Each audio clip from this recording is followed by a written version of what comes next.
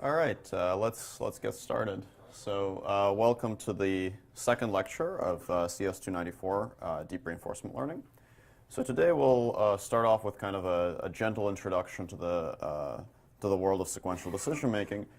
And today's lecture is going to be primarily about imitation learning and behavior cloning.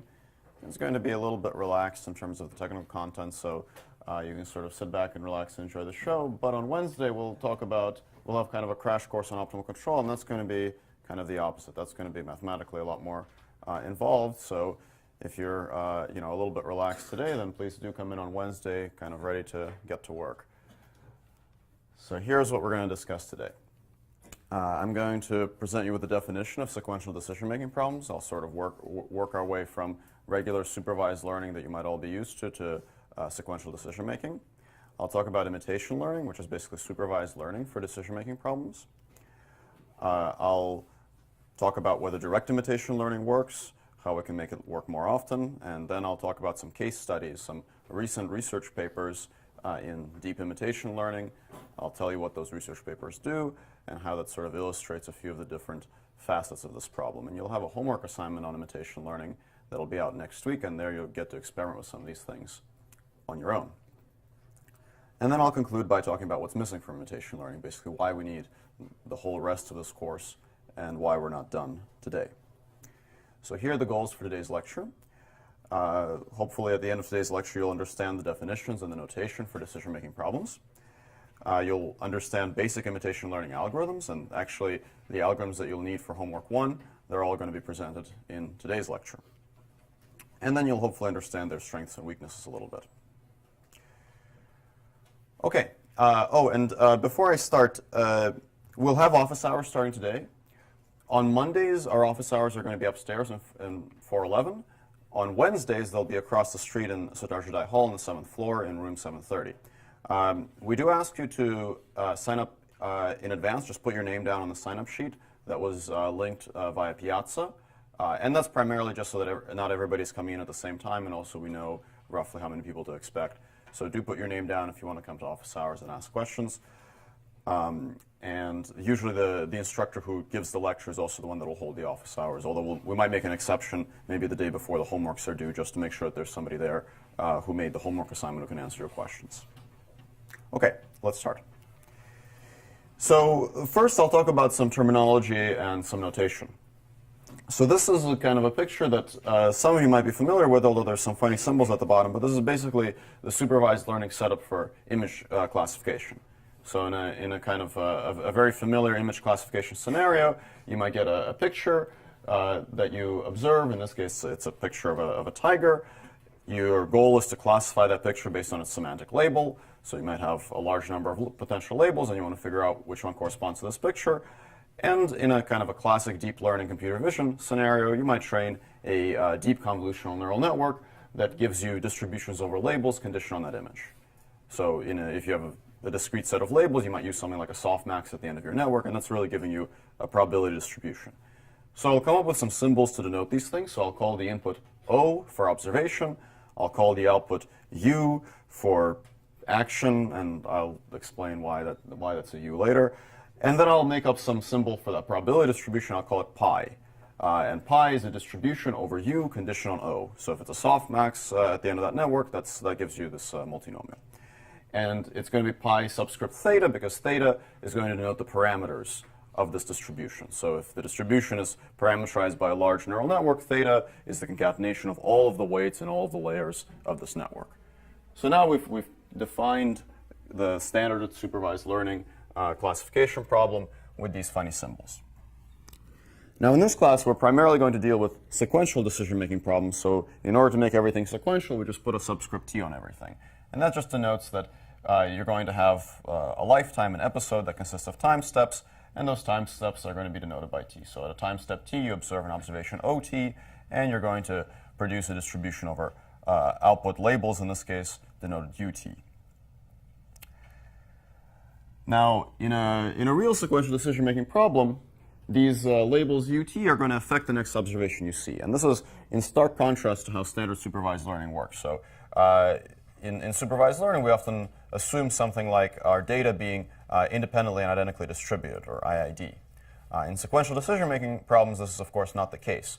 So in an image classification, the label that you output for the first image doesn't affect what you observe for the second image. So if you say that this is a jaguar instead of a tiger, the system is not going to show you a different picture on the second time step.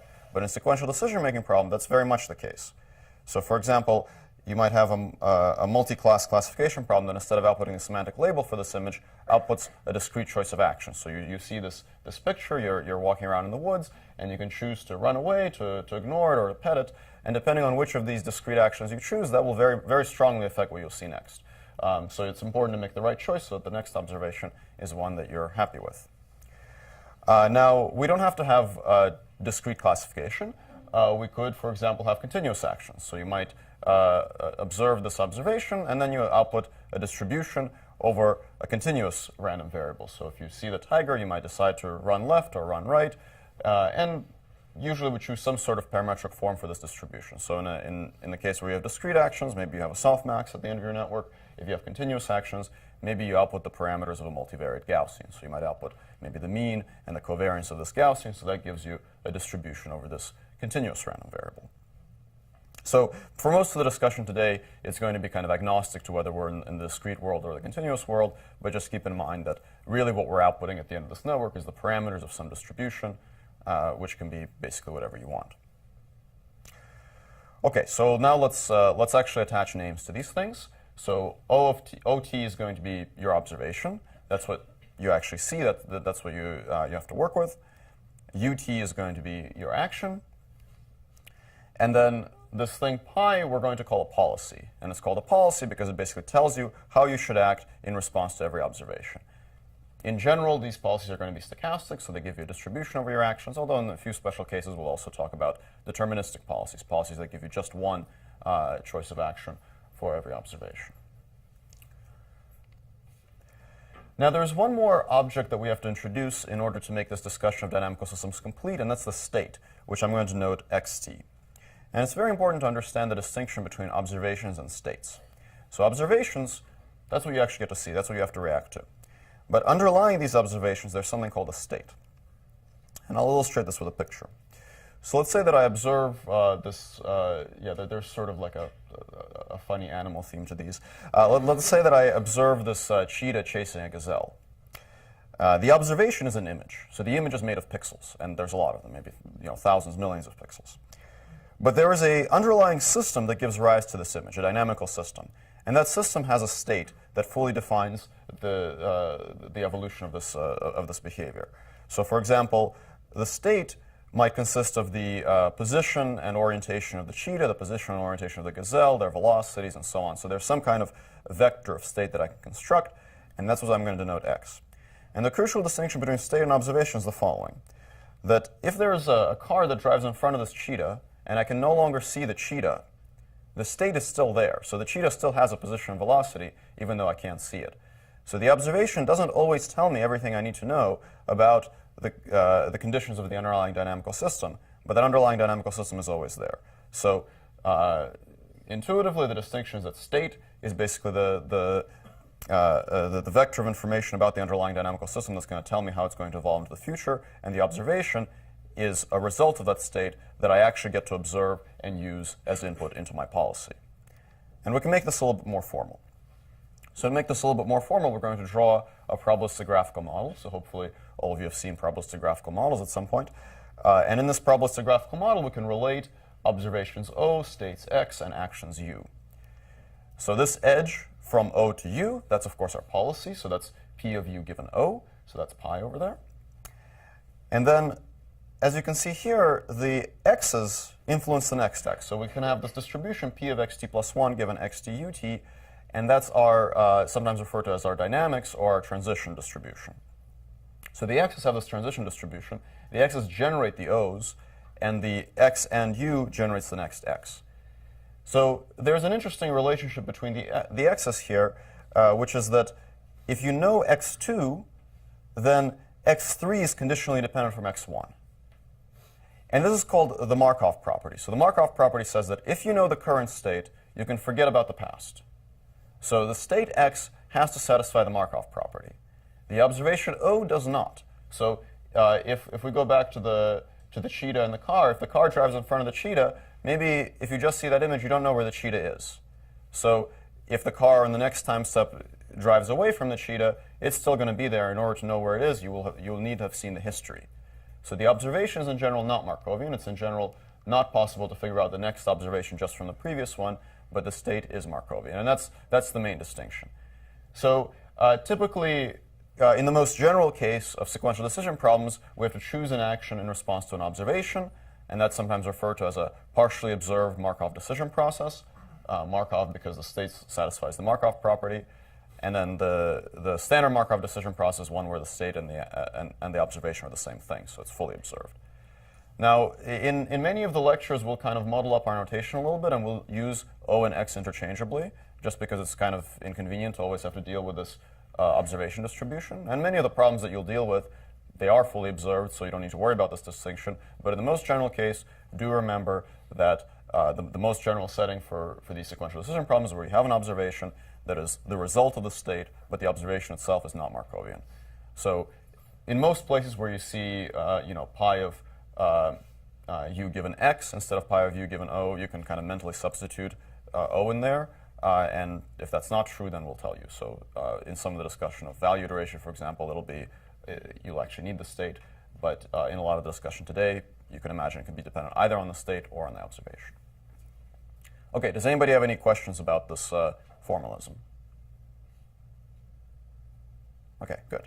So this is very important to understand. This is going to come up again and again for the rest of the course. OK, a little bit of history about this funny notation. So you will have noticed that the word observation starts with an O, but the word action doesn't start with a U. And we'll actually use a few different symbols to denote these things in this class. So in today's lecture, I'm using X and U, X to denote state and U to denote action. This is sort of a popular notation in optimal control, maybe a little bit less popular in reinforcement learning. You might have also seen this notation where the letter S is used to denote state and the letter A is used to denote action, which makes a lot of sense because those are the letters that those words start with in English. So the X and U notation, very popular in optimal control, was popularized by a number of control theorists. One of them is Lev Panteryagin in the first half of the 20th century. The S and A notation was popularized in the world of dynamic programming, partly by this guy named Richard Bellman. So there's sort of different historical origins for these. And in case you're wondering why in optimal control state is X and U is action, well, X is sort of a natural choice for a random variable, and U is the first letter of the word action in Russian, which Lev Panteryagin was Russian, so that's the letter he used. And then, of course, a lot of these mathematical techniques were developed during the Cold War, where they were used to, for guiding missiles and so on. The applications we'll talk about in today's lecture are a lot more peaceful, but the notation sort of stays with us. OK, so let's talk about imitation learning.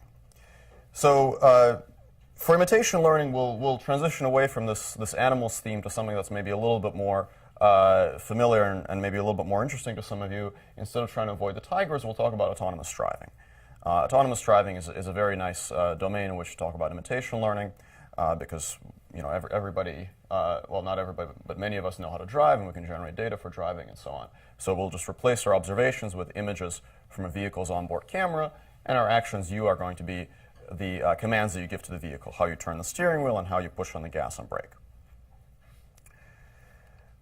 So a very natural way to think about solving these kinds of sequential decision-making problems is basically the same way that we solve our standard computer vision problems. We collect some data, so we get a human to drive a vehicle. We record their O's and their U's. We basically record the observations from the camera on their vehicle and record the steering commands that they make. That goes into our data set, our training data, and then we're going to just run our favorite supervised learning method. We'll run stochastic gradient descent to train this network that will output, let's say, a Gaussian distribution over continuous actions. So we do supervised learning, and out comes pi theta U given O. So hopefully all of you have some idea in your head of how you could do this, provided you have the data. Just treat this as though it was a standard supervised learning problem. That's a very reasonable thing to start with. Does anybody have any ideas about kind of one thing that might go wrong with this? Yes? It only sees expert level examples, and so like Right, so the answer is it only sees expert level examples, so failure cases are not accounted for. Any other thoughts? Yes? The data is not IID. Yeah, so those are basically along the right, on the right track. So the data is not IID, the data kind of only comes from the expert. You don't see that some of the failure cases that you might encounter. So let's do what sort of any good scientist will do and run a controlled experiment and see, like, does it work? So well, actually, before we run the controlled experiment, let's do what any good mathematician does and think about the theory, and then I'll show you the controlled experiment. So the theory says no. Why does it say no? Well, for the reasons that you guys mentioned, and I can also give you a little bit of kind of dynamical systems intuition for this. Let's say that you have a training trajectory. So I'll show you a lot of these plots. The one axis is basically the state. You kind of imagine this fake world where the state is one-dimensional, and the other axis is time, so you can think of this as a trajectory through time. So if this is our training data, this is what the human showed us. And we do supervised learning to try to mimic basically the action taken at every time step. And then we run that policy. Well, it's going to start deviating a little bit from the training trajectory, because anytime you solve a regression problem, you make some small mistake, some epsilon error. And when you make a small epsilon error, what happens is you find yourself in a state that is some small epsilon away from where you were before. But now when you find yourself in that state, that's kind of coming back to the point about failure cases before, that state is different from any state you saw in the training set. So if you made a mistake before when you were at the same states as in the training data, now you'll make a slightly bigger mistake because you're at a different state, a state that's systematically different from anything you saw before. So you make a slightly bigger mistake, maybe it's a little bit bigger than epsilon, and now you find yourself in an even more different state. And then, of course, you make an even bigger mistake. So these mistakes kind of compound as you go forward.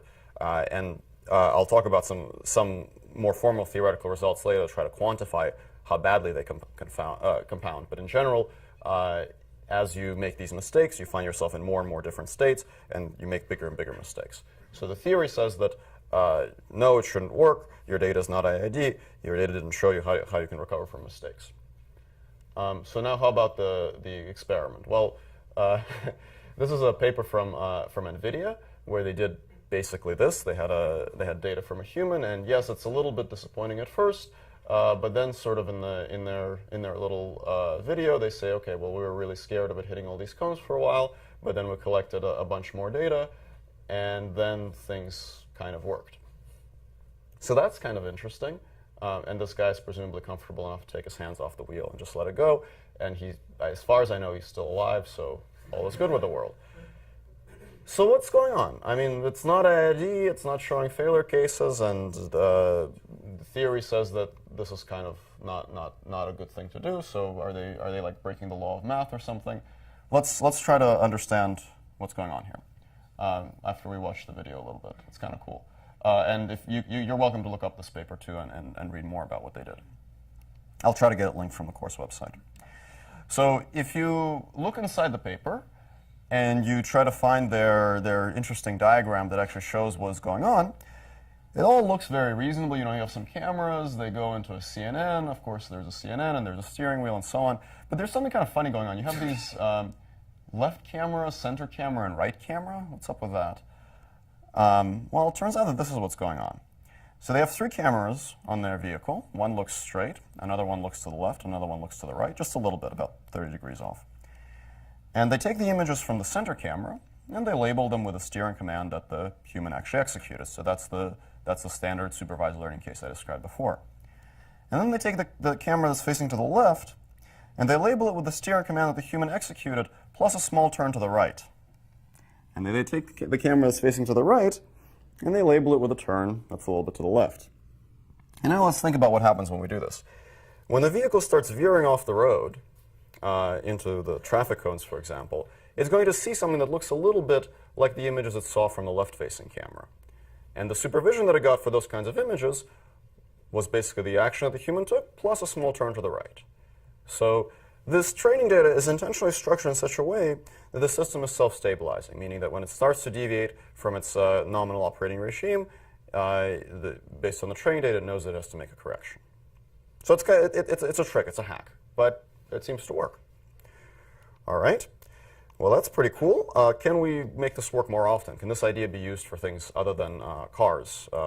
Can it be used for systems with more degrees of freedom, higher dimensional actions? Well, the answer is very likely yes, although I don't have the theory to prove this to you. But I will talk about some work in a subsequent lecture that makes use of this, but I'll just give you like a little preview of it right now.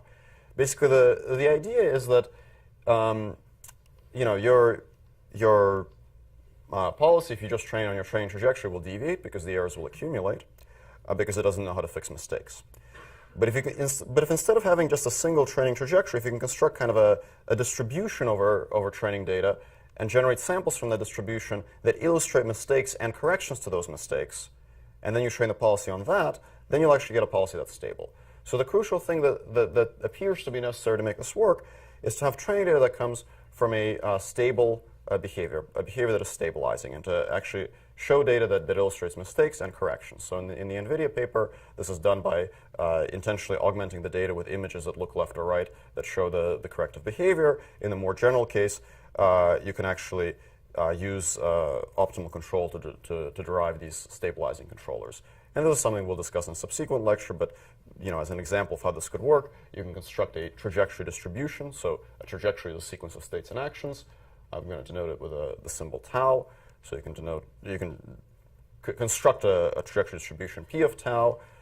We'll talk on Wednesday about how you can construct Gaussian distributions of this type using an algorithm called iterative LQR, and then you can generate samples from that distribution. Those samples will show you some mistakes and some corrections to those mistakes. So this is a little video of a neural network trained on a stabilizing controller. So here there was motion capture of a human running that was recorded. This iterative LQR method was used to produce this distribution around the demonstrated trajectory, and then a neural network was trained on that data to actually create the running behavior and then generalize it to some rough terrains. So this shows that even though if you just train the neural net on the single trajectory, it wouldn't work. This shows that if you do train it on the stabilizing controller, you actually get something that can run in a physics simulator. And you'll actually play around a little bit with some simulated locomotion tasks in your first homework assignment using imitation learning. Okay, so more on this later. When I discuss optimal control on Wednesday, we'll learn more about this idea. Okay, so it seems like if we illustrate some mistakes and we illustrate some corrections to those mistakes, imitation learning seems to work a little bit better. Now, is there something else we can do? Is there kind of a more general theory based on our knowledge of statistics that we can derive that'll tell us how to make imitation learning work? Well, we talked about why imitation learning might fail from kind of a dynamics perspective, that you have these accumulating errors. Can we go back to this idea of the data being non-IID and sort of understand what that really means? Well, we have this distribution pi theta u given O. So that tells us which actions to take in response to which observation. And we have a distribution over O's p data. So our data, you can think of it as coming from this distribution p data. Anytime you have a supervised learning problem, your data comes from some distribution. And the problem that you get with imitation learning can really be viewed as following. The problem is that when you actually run pi theta u given O, it gives rise to some new p pi O, some new distribution over observations that is not the same as p data.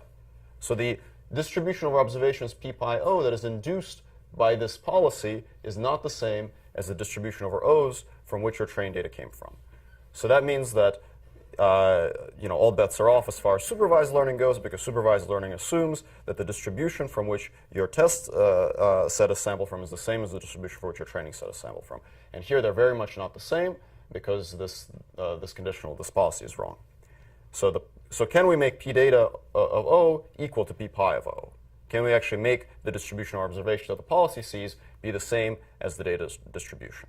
If we can do that, then we will have solved this distribution mismatch problem, and presumably imitation learning will then work. So can we do this? Well, one way to do it is to get a really, really good policy, to get a policy pi u given O that is exactly the same as the expert's policy, because if it's exactly the same, then the observation marginals will come out the same too. But that's kind of tough, because the expert might have done something really strange that maybe we can't represent with any policy from our policy class.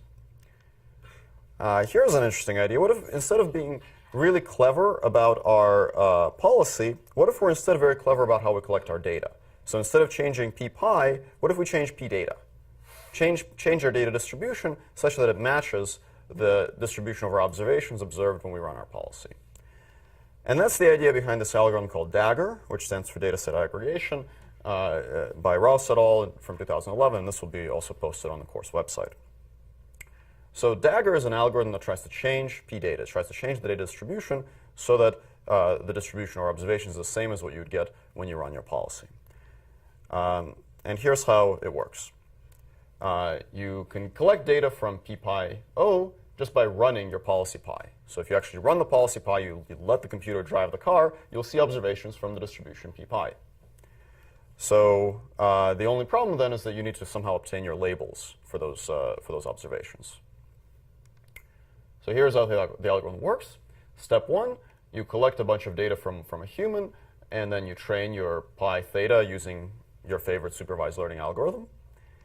And then you're going to run pi theta to collect a new data set of observations. So you'll actually let the computer drive the car and see what happens. And you better hope that you have all the right licenses and permissions for this, because if you crash the car, the state of California is going to get on your case. So let it drive the car, and hopefully you have a good enough safety mechanism for it. And then we're going to ask a human to go through this data set d pi and label all the observations with what the human thinks is a good action.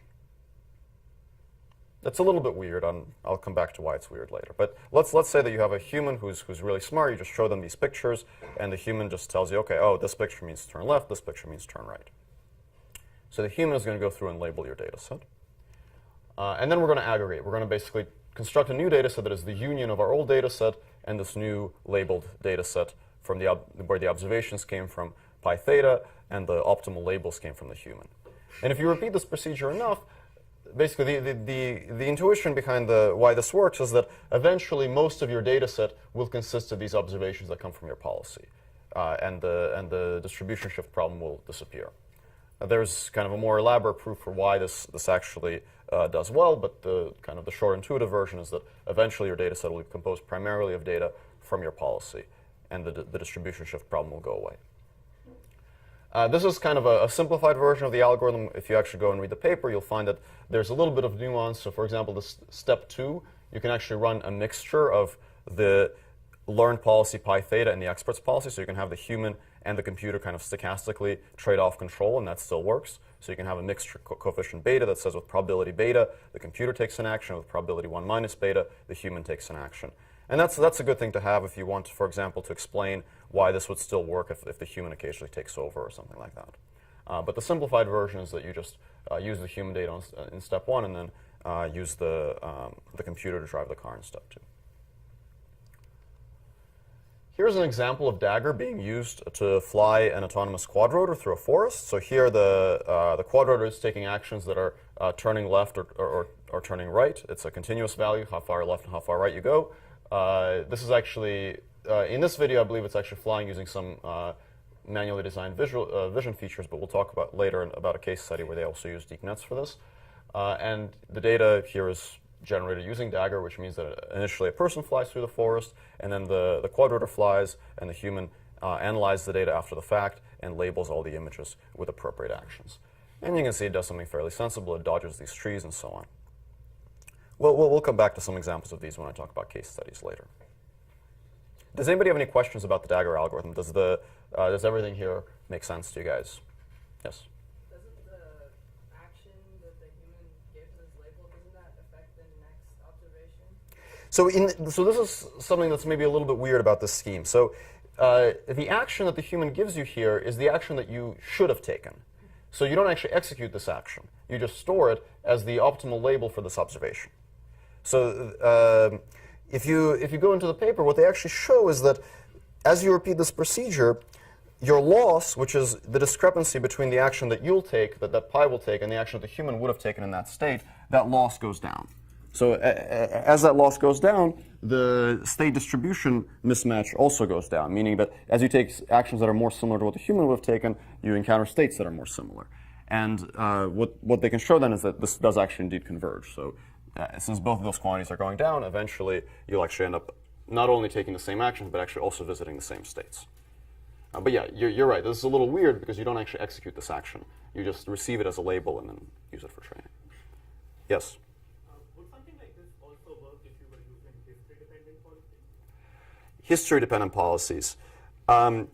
I believe yes, with the caveat that I haven't gone through the proof to make sure that nothing breaks.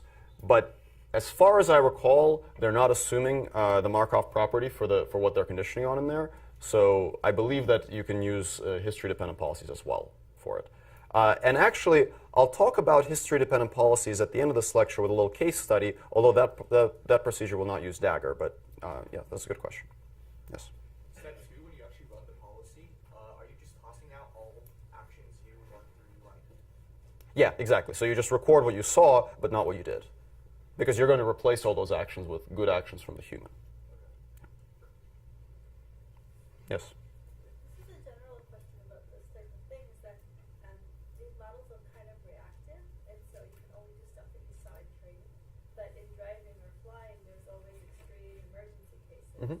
How do people in general take those into account? Like, Well, so yeah, this is a very good question.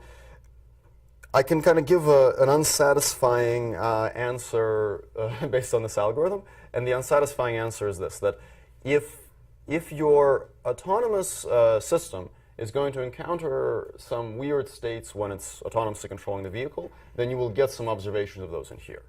If they're so rare that you don't get observations of those in here, then it's an open problem. But if they happen often enough that if you actually run that policy, you'll occasionally observe them, then this will still take care of it. Does that kind of answer your question? yeah, so basically we're assuming that somewhere in the training data we're going to see every single possible emergency so that we trust that the car that we're in will do the right thing.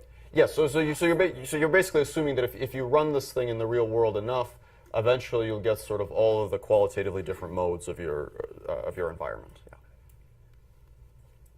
Which is not always true. Yes. Exactly.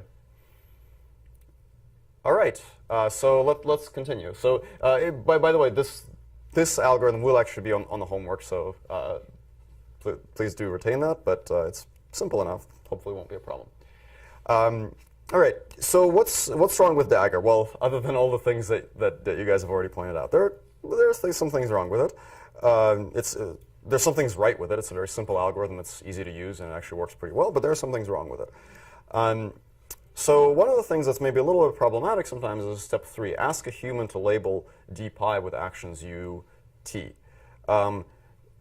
That's like kind of weird because if you imagine yourself driving a car, you're not just, it's not like your memory is reset every single time step. You take in an image, it's a feed-forward process, you output your steering command, and then your memory kind of resets. It's a reactive thing. You're turning the steering wheel, you're feeling how the car moves. You're continuously performing this feedback operation. So for a human to get just like a video of a car that they're not actually controlling and to be asked to turn the steering wheel in an optimal way, that's quite unnatural. And in fact, when I talk about the case study of actually using Dagger for quad-order flight, you'll see that they end up with a somewhat contrived scheme for actually obtaining the human actions, because simply asking a person to watch a video and sort of mimic steering the vehicle with a controller at the same time is not very natural and doesn't tend to work well because the human relies on that feedback. So getting these labels from a human might be non-trivial, even for systems where a human could ordinarily operate the system, but might not be able to operate in this passive way where they're just shown a video. So that can be kind of problematic. And in Wednesday's lecture and next Monday, we'll talk about how we can remove the human from this picture and replace them with a computer, basically. So that's one of the things that's maybe a little problematic about Dagger. All right, let's recap what we learned about imitation learning, and then I'll get into some of the recent research papers that use imitation learning. So imitation learning is often, although not always, insufficient by itself. So while you could just collect a bunch of data and train on that data with regular supervised learning and hope for the best, oftentimes that won't work. You'll see on your homework that sometimes it does work, which is kind of interesting, and we don't yet have a very good sort of theoretical explanation for when it does work and when it doesn't work. But sometimes it doesn't work, and we kind of understand why it might not work. It's the IID stuff, the fact that you don't get to see mistakes. It's the distribution mismatch problem. sometimes it works well, and sometimes when it works well, it's because you did something to make it work well. For example, hacks, if you have good hacks, that works well. Good hacks always work well, but if you have really good hacks, you can solve this problem by introducing, for example, the left or right image. You can sample from a stable trajectory distribution. If you, for example, use optimal control to construct a stabilizing controller to generate your data. And then you can add more on-policy data, meaning data sampled from your current policy, for example, using Dagger, and that will address your distribution mismatch problem. So there are a bunch of things you can do to make imitation learning work better if it's not working well for you at the moment. All right. So let's talk about our first case study. So this is a paper on trail following for an autonomous quadrotor. This is from a group in Switzerland. And their goal basically is to fly a quadrotor down a forest trail and have it follow the trail without going off the side. So I'll just show you their video here, and I'll kind of talk over it a little bit. They have a very nice, well-produced video, and we'll try to link this from the course website as well. So it's a quadrotor which moves in 3D, but actually they're going to just abstract away the control problem to just a three-way classification problem. For every time step, they're going to classify the current scene as requiring the vehicle to fly forward, to fly left, or to fly right. So just to make it kind of simple and manageable. And yes, there are many benefits to trail following. It's very relevant and timely problem. But actually, there's nothing specific here about trail following. You can use this for any kind of 2D navigation type thing. So yes, the control is being done from an ocular camera on board the vehicle. So it's sort of the most minimalistic kind of sensor that could be suitable here. And they're going to use imitation learning for this. So first, before they can use imitation learning, they need to collect some training data. So how are they going to collect the training data? Contrary to what this picture might suggest, they're not actually going to have a person drive the quadrotor. They're going to do something kind of clever and actually very simple. Because the thing is, you need to collect a very large amount of data for deep learning techniques to work well. And quadrotors have limited battery life. So in order to train this big network that they have with thousands of weights, they're not actually going to fly the quadrotor. They're going to do something that you'll see in a second.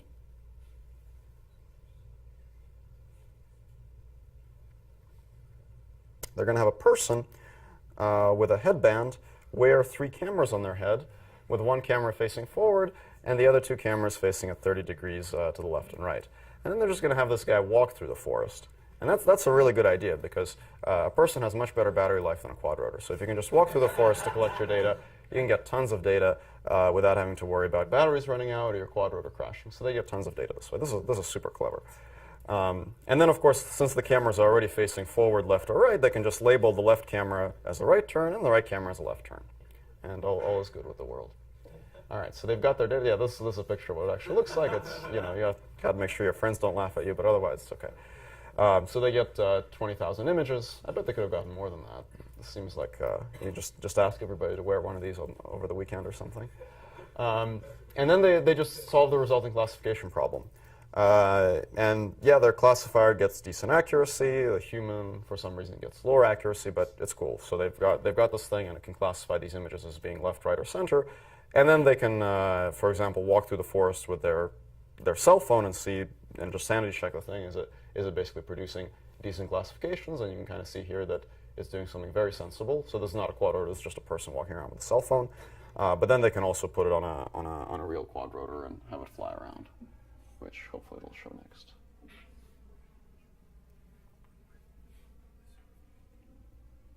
So this is basically, as far as why this works, it's kind of the same idea as with the NVIDIA car, right? It's if you were to just mimic the walking direction, that might be a little bit unstable, because for every single state you get observations left, right, and center. You actually get this natural stabilizing effect, and things tend to actually work pretty well. All right. Does anybody have any questions about that first case study? Yes? Sorry, when the human was walking through the forest, where was the supervision coming from? Was it just from the... So the human has 3 cameras. Yeah. And you just always label the forward camera as straight, the left camera as right, and the right camera as left. So it's kind of a simplified version of the NVIDIA case. So in the NVIDIA case, they actually do record the steering command, and they just add an offset to it. Here, they just directly use the images, and because their actions are discrete, it works fine. Okay. So let's move on to the second case study. So this is from the group at Carnegie Mellon that was involved in the Dagger work, and here they're going to be using Dagger for quadrotor flight, and they're also going to be doing some neat stuff with domain adaptation. So their goal in this work is going to be the following. They have data from their quadrotor with human labels flying in, let's say, a forest during the summer, and they'd like to make their quadrotor fly in a forest during the winter, where they have some either a limited amount of data or data without good human labels, and they'd like to do some domain transfer stuff. But this is also a good opportunity for us to discuss Dagger in a kind of a more practical context also. So again, this is the Dagger algorithm. You train your policy on some human data, then you collect data from your policy, ask a human to label it, and then aggregate, and then repeat the process. And as I mentioned before, the step 3, asking a human to label your data set, is a little bit weird because it's sort of unnatural for a human to just watch a video and steer a vehicle as they're watching it. So what they did is the following. They actually show the images from the onboard camera to the human kind of one at a time, so it's not a real-time control scenario. And then what the human does is the human actually drags this red line, and this red line indicates where the vehicle is going to go. So instead of directly using a little remote controller, they're just going to drag this line. And then this is important because that gives the person some visual feedback. So instead of just abstractly choosing 90% left or 60% right, this gives them a little visual indication of the direction the vehicle is going to go. And this is important because the human doesn't get the visual feedback from what's going on. Not by itself particularly interesting from kind of a machine learning standpoint, but perhaps gets you thinking a little bit about the kind of data collection protocol that you might need to have if you want to get imitation learning to work really well. So that's the human producing that red line. And then they're going to train a convolutional network to map from the image to the action. The action in this case is a single real valued number. And they're going to do some neat domain adaptation stuff where if they have data for multiple domains, let's say a forest in the summer and a forest in the winter, they're going to train a network that has different upper layers, but in this case I believe it's an MMD loss, maximum mean discrepancy loss, that tries to get the representations in those upper layers to match up. We're not going to cover domain adaptation in detail in this class, but if you're interested in this, you're encouraged to read the paper. So here are some of their results. The kind of adaptation they play around with. One of the things they try is to transfer policy learn on one kind of quadrotor to another kind. So there's going to be some discrepancies both in the parameters of the camera and in the physics of the vehicle. They try to transfer from I believe a forest in Pittsburgh to a forest in Zurich. And then I believe they have one that's from summer to winter. I think this might be summer to winter, and this might be the forests in the two different geographical locales. And in these cases, they're just showing that they can use large amounts of data in the source domain and a limited amount of data in the target domain, and that their MMD thing actually does help them get policies that work in the target domain. And these are some of the images from the vehicles. The bar at the bottom shows the direction it wants to steer, so it sees this tree in front of it, and it steers hard left. It sees that things are mostly clear, and it steers mostly in the middle. So things are kind of working out there. Does anybody have any questions about this work? Okay, great. So now let me talk about the third case study. And this is coming back to the question earlier about histories. So this paper, I wanted to include this one because in contrast to the other two, it actually doesn't do anything clever about making imitation work. It actually works out of the box, and it's sort of interesting to think about why that might be the case. So in this paper, they're going to be doing some robotic manipulation skills. They're not dealing with vision here, so the input to the policy here is going to consist entirely of the low-dimensional positions of objects in the world. They're going to record demonstrations from a human using a little game controller to steer this little robotic gripper, and then they're going to train a recurrent network, a network that actually processes history. In this case, it's an LSTM-based network that processes the history of what the robot saw and tries to output the next action. So you can think of it as kind of a sequence processing model. So let's just go straight to their video, and I'll talk over this a little bit and tell you what's going on. This is a group from University of Central Florida.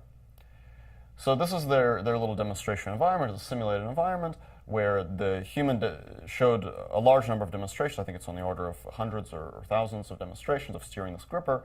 And then they train their recurrent neural network that takes as input the positions of the objects, the position of the gripper, and outputs the target position for the gripper at the next step. And then here they're showing what happens when you actually let this network just run. And it shows some actually pretty cool stuff. So when it makes a mistake, it actually goes back and tries to correct it, tries to pick up the object again. And this is all, this is all one big long episode. And then they can actually let it run on a real robot. This is not using vision. That's why they have those AR markers on there. It's just using the position of the object is determined from the AR marker. So the input is fairly low dimensional, but still it's kind of nice to see that when the recurrent network is controlling the robot, it actually does something pretty sensible. So the job of this policy is just to put that object up on the shelf. And it's not perfect, but it can fix its mistakes and generally does quite well. Here's another task that they did. Here the job of the robot is to push this object around to get it to the target region. So here it's not picking it up, it's just pushing it around with the fingers. And again, you can see it's not, it's not like it's the most optimal way to move it, but it's quite successful, and it does some fairly non-trivial things like coming around from the other side to push it in the opposite direction.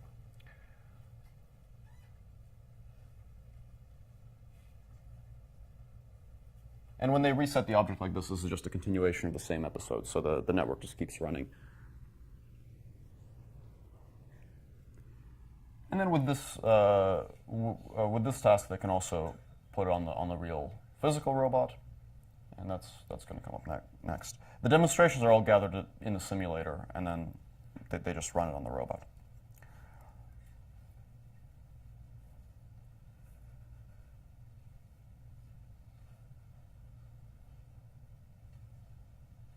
Oh, there it is. So the little hand-drawn square there shows where the object needs to go for the task to be successful. And again, the positions of all these things, they're just obtained from the camera, so it's not a connet, it's just processing the low-dimensional state. Okay, there we go. So we can look a little bit at what their network actually looks like. So this diagram shows the recurrent network. It's a 3-layer LSTM that takes in the Q, which I believe is the position of the object, and E, which I think is the position of the end effector. And what it outputs is the parameters of a Gaussian mixture model. So it actually outputs several means and several variances for a Gaussian mixture model, and then at test time, you can actually sample your next end effector position from that distribution, and then use the robot's onboard inverse kinematics to figure out how to actually reach that position. So the actions here are target end effector poses. They have some baselines, so they try to see what happens if you have, let's say, a standard feed-forward neural network that just outputs the parameters of a univariate Gaussian. They have a recurrent network that doesn't output mixture model parameters, but again, just a univariate Gaussian. And they have a feed-forward network that outputs mixture model parameters. So there's kind of two degrees of variation. Is it feed-forward or is it recurrent? And the other one is, does it output a single unimodal distribution or does it output a mixture? And then in their simulated comparison, they find that having that mixture model as the output makes a big difference. And the feed-forward mixture model thing kind of works on the easier pick-and-place task where you have to put it on the shelf, but doesn't really work on pushing the object to a position. And then their model, which is both recurrent and has the mixture model, does pretty well on both. And this is just in the simulated environment. When they put it in the real world, they lose a little bit of performance, actually, quite a bit, but that's not bad considering that it's just trained entirely in sim and then runs in the real world. So this kind of gives you some idea, maybe a little bit of which factors kind of matter here. The more expressive model with the Gaussian mixture model on top, that helps a bit. That's the MDN here. And having the recurrence also helps a lot. So even if you're not a mixture model, just going from feed-forward to recurrence already boosts this easy task up to 85%. So this is kind of interesting. We can think a little bit about what is it that makes this work? Why is it that they don't need seemingly any hacks or anything to deal with the distribution mismatch problem? And there are a few things that might be responsible for it here. I'm going to speculate a little bit, but the real answers I don't know. But I think one of the things that might matter here a bit is that when your actions are positions, when they're target positions for the end effector, that's sort of a relatively stable representation because errors from those target positions don't accumulate. So if you output the same target position every time, you'll eventually reach that position. Whereas if you output the same target velocity every time, then you'll sort of drift off into infinity. So it's a bit easier to stabilize a system when your actions are target positions because the robot itself is running some position controller under the hood that's stabilizing everything. I think the fact that it's a recurrent model helps a lot. When you have a very powerful high-capacity model like this, it can basically match the training data more closely, which means that if you match those conditionals more closely, that means that the distribution in the states won't have as much of a discrepancy in it. So those things might be responsible for it, but the real answer is that we actually don't quite know at this time, and there's probably a little bit more theory that we have to develop to really understand why imitation learning kind of works out of the box in some cases like this, and sometimes requires more tricks like in the other two papers that I showed. So does anybody have any questions or comments about these case studies? Yes? I mean, so the state space here is also small enough that you could have just sampled out of them. That's very possible, yeah. So the state space here is much lower dimensional and it's not processing images, that's true. Okay. So there are other topics in imitation learning that won't be covered in today's lecture, but I just wanted to make you aware of them. So imitation learning is actually quite popular in structure prediction. So here's an example of a little toy structure prediction problem. If you want to, let's say, build a network that answers questions, maybe it's a chatbot or something like that, a standard way to train it would be, again, with standard supervised learning. So if you want to answer a question, you want to, let's say, build a sequence-to-sequence model that takes in a question like, where are you, and outputs an answer like, I'm at work. It might, if every time step corresponds to a word, it might, it might try to decode this input sequence into an output answer like this. And the loss would correspond to a loss at every single time step. So at every single time step, independently, the network would be penalized for outputting the wrong word. That would be kind of the standard supervised learning approach. But if the network outputs, let's say, a different word on the second time step, then the optimal answer at the third time step is probably not to say work, because I'm in work grammatically doesn't quite make sense. So maybe the right answer is to say I'm in school or something like that. So your loss function might be something that's a little bit more nuanced there. And this is just another manifestation of the distribution mismatch problem. Basically, at training time, you will not have observed I'm in something. You will observe I'm at something. So your P of O here will be the context, which is the previous sequence that you saw. So this kind of stuff comes up in structure prediction and machine translation, question answering, and so on.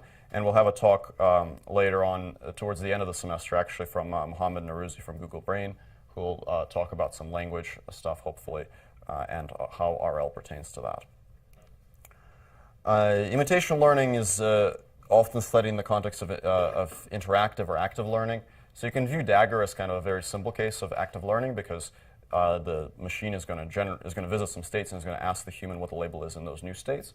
But you can take this even further and you can say, well, can I actually reason about which states I should visit and ask for labels in, so as to learn most quickly or learn most robustly. So that's kind of broadly known as active learning.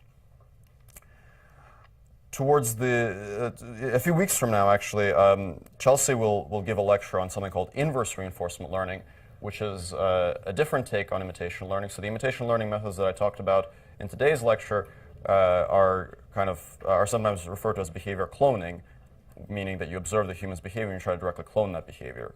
A more indirect approach to imitation learning is what's called inverse reinforcement learning, where instead of directly copying the demonstrated behavior, you're trying to figure out what was the goal of the demonstrated behavior, and then you can figure out on your own, by collecting your own experience, how to satisfy that goal. So this is called inverse reinforcement learning, in the sense that reinforcement learning means you figure out the actions that will achieve the best reward. Inverse reinforcement learning is figure out the reward that goes with some example actions. So Chelsea will talk about this a few weeks from now. Okay. So imitation learning seems like quite a nice way to get started. In fact, with the stuff that I described to you in today's lecture, you have the tools you need to build some deep neural network policies that can actually do some cool stuff in the real world, like fly a quadrotor or drive a car. But of course, there are some pretty severe limitations. So what's the problem with imitation learning? Why doesn't it solve all of our difficulties? Well, one is that you're imitating somebody. Presumably, you're imitating a human. And the human needs to provide data, which is typically finite. Now, this might seem like a fairly mundane problem, but it's actually a particularly problematic issue when we're dealing with deep learning, because deep learning often works best when you have a lot of data. And in fact, the more data you have, the better it's going to work. So relying on a human to provide all of your data can be a little bit limiting. So deep learning works best when data is plentiful, because if your robot can collect data on its own, it can collect much more data. If your autonomous, interactive website can collect data on its own by interacting with users, that data can be a lot more plentiful. But if you're relying on a human to show everything, then you're going to hit a limit. Humans are not good at providing some kinds of actions. So humans are good at, for example, driving a car. Humans are good at walking through forest trails. If you're kind of clever about designing your data collection protocol, as we saw in the forest trails paper, you can actually get lots of data just from observing things that humans do naturally, like hike around in the forest. With a method like Dagger, it can be a little problematic if you want your actions to really correspond to the full 3D commands that you get from let's say, a remote controller for a quadrotor. That's why they had to use this funny red line method, because the continuous control that a human would ordinarily provide requires this feedback that is not present. So you can start running into problems even when you go to that level of detail. And then if you imagine wanting to control a quadrotor to perform some aerobatic maneuver, where you want to, let's say, directly control the voltages on the individual motors to delicately balance the thrust, well, that's not something that a human can provide even in the best of cases. So there you're running into some issues. And then if you wanted to control something like this, a humanoid with 50 plus degrees of freedom, you can put somebody in a harness or something, but if this thing has like 5 legs and 7 arms, then you're out of luck. So you quickly run into problems where, as your systems get more and more complex, just the ability of the human to dexterously and fluently operate that system is going to run into problems. And these are just the systems that we can wrap our heads around. If you imagine using deep reinforcement learning to control, to dynamically balance power allocation, a power grid or something like that, something that's not a system that humans typically control in the course of their daily lives, then you're going to run into much deeper problems. So imitation learning is great for the kind of systems that humans can readily operate, but it's going to hit some pretty hard limitations as you get to more complex systems. And then the third point is kind of, it's both practical and intellectual, which is that humans can learn autonomously, and it would be awfully nice if our machines could do the same. If they can learn autonomously, they can get essentially unlimited data from their own experience, and perhaps more importantly, they can continue to learn. They can achieve continuous self-improvement, because if you're relying on human data, you're going to be in this mode where you collect some data, you have a training phase, you train up your model, you freeze it, and then you let it run in the real world, and that's its job. But if you can improve from your own experience, then the more you act in the real world, the better you're going to get. And you can continue to improve without having to put in this pause and ask for human supervision. So that would be awfully nice if we could get that. So imitation learning is great, but we'd also like to have some methods that go beyond imitation learning.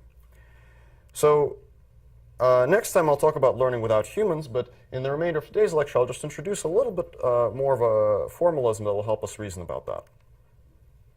So let's say we'd like to learn without humans. We don't have training data anymore. We don't have anybody to tell us which action to take in response to which observation. So how do we choose actions? So we'll just get rid of this policy thing for now. We just want to answer the question, what makes an action good and what makes it bad? So if you see yourself in this situation, there's a pretty easy answer to that. What makes an action good is if it doesn't result in you getting eaten by a tiger. So you can just write that down. You can write down a probability that says, what's my probability of getting eaten by the tiger, conditioned on a sequence of actions that I'll take. And it's important to know this is a sequence of actions. So if I run away from the tiger now, but then I come back later, the tiger is still going to eat me. So it really depends on my whole sequence of actions. So more generally, I can say, well, okay, I'm going to have some adverse event that I don't like, and I'm going to call that my cost. And I'll just say that I want to minimize this cost, the sum of that cost over all time steps. So I want to be not eaten by the tiger today, not eaten by the tiger tomorrow, not eaten by the tiger the day after that. So that's my sum.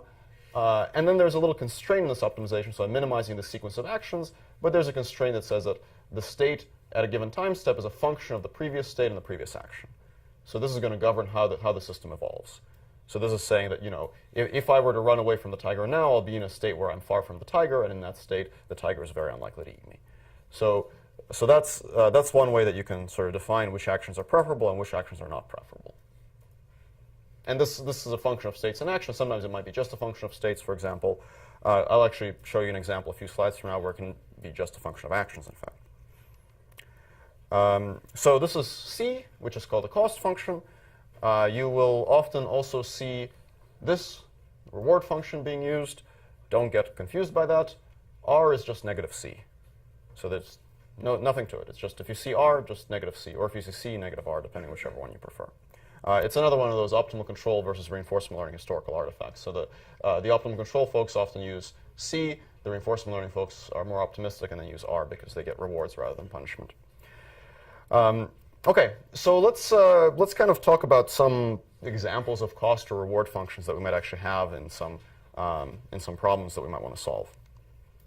So this is a picture of a little benchmark task. This is a task where you have this 2D robotic arm, and it has to grab this little object and move it to this little target location. So it has to pick up this ball and put it over here. Seems simple enough. So what is a reward function or cost function we might design here? Well, here's like a good idea. Maybe we just have a reward that says if you get the object to where you want to go, you get a 1, and if you don't get it there, you get a 0. Nothing could be simpler, right? This basically tells us everything we need to know in order to do this task. Now, unfortunately, real-world optimal control and reinforcement learning algorithms are imperfect. And if you actually try to solve this task and you work at it a little bit, you do a little bit of tuning and so on, you might quickly find yourself with a reward function that looks a little bit more like this. And this is actually a real example. This is actually the reward function that's typically used for this benchmark task, which says quite a few things. It says, the distance between the gripper, that's where the hand is, and the object needs to be minimized. The distance between the object and the target needs to be minimized. And your controls, which are the torques on the arm, also need to be minimized, and they all have some weight on them. And this kind of makes sense. It says, okay, you should put your hand on the object, and the object should go to the target, and then you should try to do it gently and carefully. Now, why do you need all this junk here? And by the way, tuning these W1, W2, and W3 is really hard. The reason you need all this junk here is because if you just have this binary indicator as your reward function, then you need to try lots and lots and lots and lots of different things until you see anything that looks like a reasonable learning signal. So unless you just happen to accidentally get this object to the goal, you just have no way of seeing anything other than zeros in your life, and you'll be in quite a bit of trouble. So for the kind of algorithms that we have today, typically we need rewards that look more like this and less like this. And that's maybe a little bit unfortunate. And later on in the course, when John talks about things like the exploration problem, we'll discuss this issue in more detail, but I just wanted to give you a little preview of this so you kind of have some mental picture in your head of what a reward or cost function actually looks like. And here's another example. This is actually a task that you will play around with in your first homework. This is a bipedal walker, and its job is to walk forward. And of course, we might think that the reward function we want for this bipedal walker is 1 if it's running forward and 0 otherwise, right? That's what we care about. And in reality, you get the same kind of stuff. You have, a term that says, how big is the forward velocity, a delta function for whether the torso angle is less than some amount, because if it's more than some amount, then you're off balance. A little term that says, is the torso above some height, and they all have weights and all this stuff. So real-world reward functions can be a little bit complicated, and setting them up can be a little tough. Yes?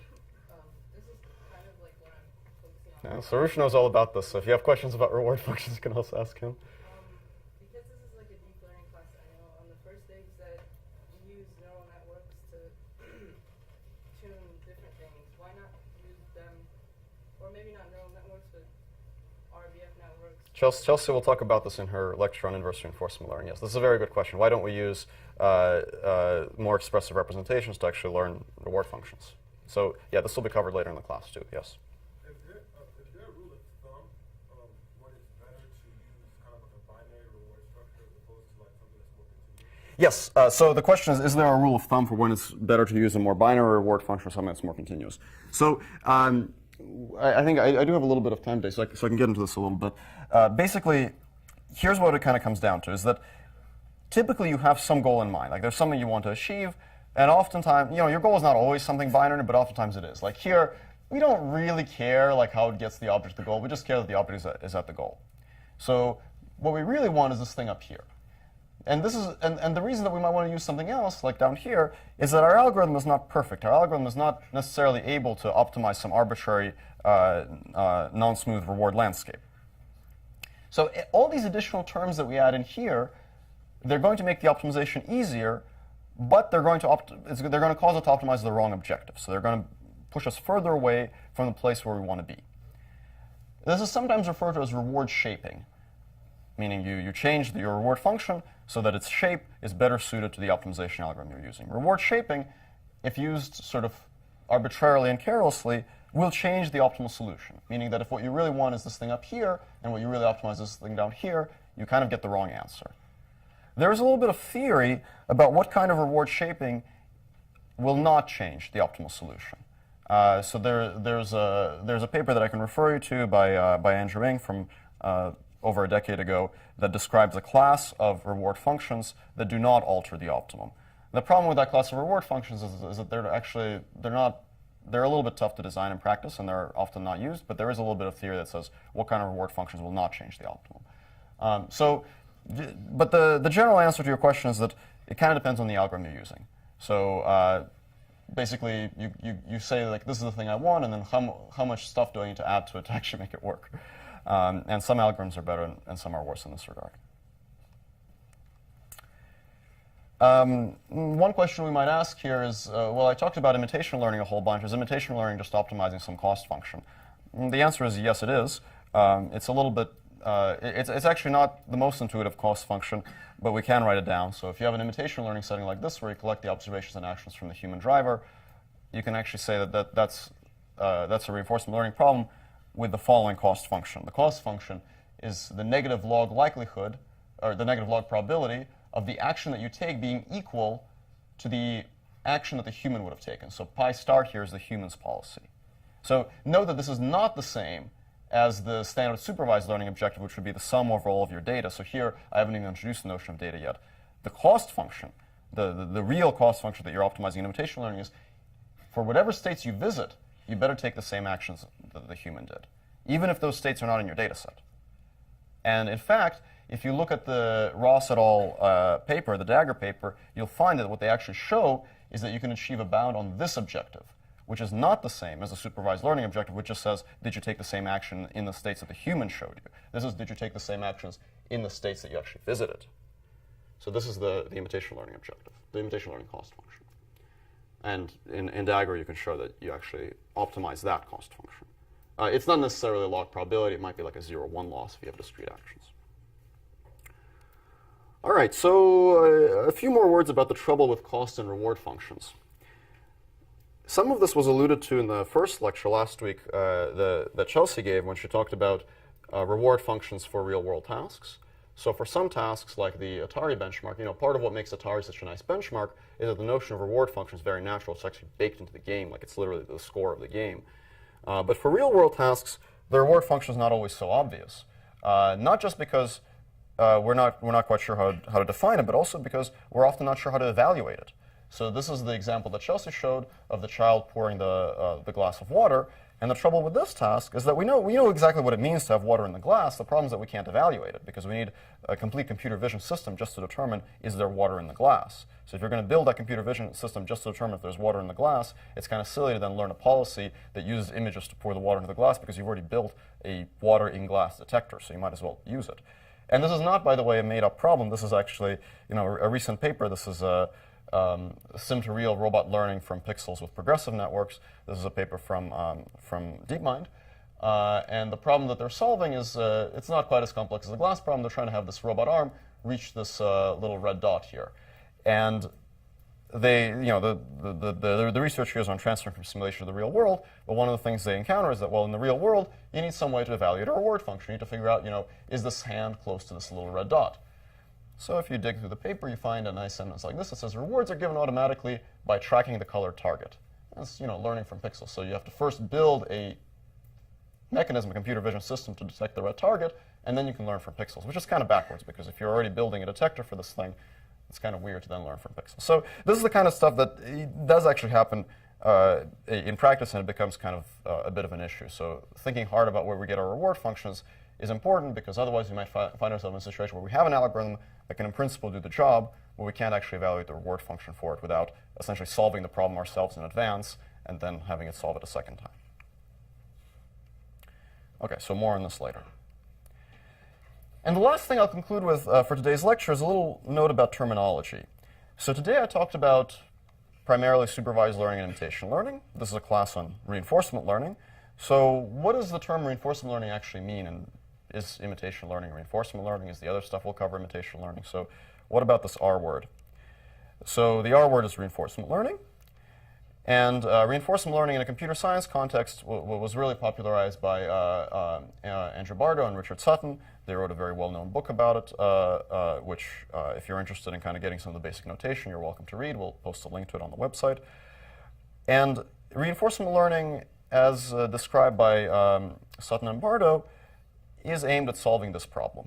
Sometimes you replace the C by an R, but it's the same deal. So you want to minimize the expectation of your costs over all time. So it's just like the problem before, only now there's this expectation because in general it's probabilistic. It can be deterministic, but in general it's probabilistic. So you minimize the expected costs over all time, where your next state is sampled from this distribution, which is your dynamics distribution. So that's the reinforcement learning problem. And this is actually the same problem as the one that Lev Panteryagin and Richard Bellman were concerned with in the world of optimal control and dynamic programming. The problem of minimizing costs, expected costs, or maximizing expected rewards in a system that is governed by, in general, stochastic dynamics. They can be deterministic too, but in general they're stochastic. So this is the reinforcement learning problem statement, which I'll say right now at the risk of being a little controversial, the same as the problem statement in optimal control and the same as the problem statement in dynamic programming. It's a sequential decision-making problem. However, the term reinforcement learning is sometimes used to refer to reinforcement learning, the approach, the method, which is in common parlance, although not always, means solving this problem without using the model. So without knowing how xt plus 1 is distributed with respect to xt and ut. So this is sometimes also referred to as model-free reinforcement learning or just reinforcement learning.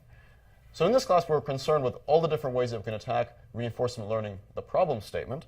And we'll talk about model-free reinforcement learning. We'll also talk about model-based reinforcement learning and a lot of stuff in between. So if you hear someone say reinforcement learning, well, they could be referring to this thing, or they could be referring to this thing, or maybe they're referring to something else entirely. So it's a somewhat ambiguous term. But this hopefully will be something for you to keep in mind. And just to conclude, I'll leave you off with one last picture, which is this picture of Richard Sutton, one of the founders of the field of reinforcement learning, attempting to get into the deep reinforcement learning workshop at NIPS and being denied entry because there were too many people in the room. So hopefully those of you that weren't able to enroll in the class, this can make you feel a little bit better that even the top person in the field sometimes can't get into a room. All right, thank you very much. Okay, good. So we have a speaker for next week. Do we have a